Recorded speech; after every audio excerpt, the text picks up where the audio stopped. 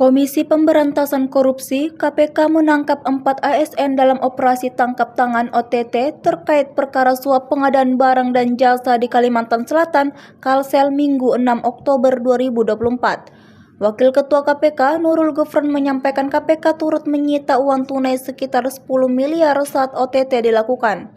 Keempat ASN yang terdiri dari 3 pria dan 1 wanita itu tiba di gedung KPK Jakarta pada Senin 7 Oktober pukul 19.47 waktu Indonesia Barat dengan mengenakan rompi orange dan tangan terborgol.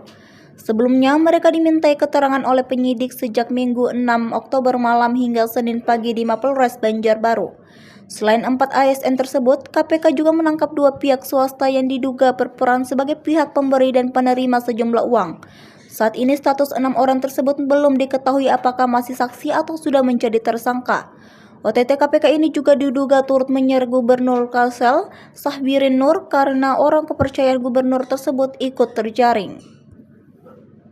Download Tribun X sekarang, menghadirkan lokal menjadi Indonesia.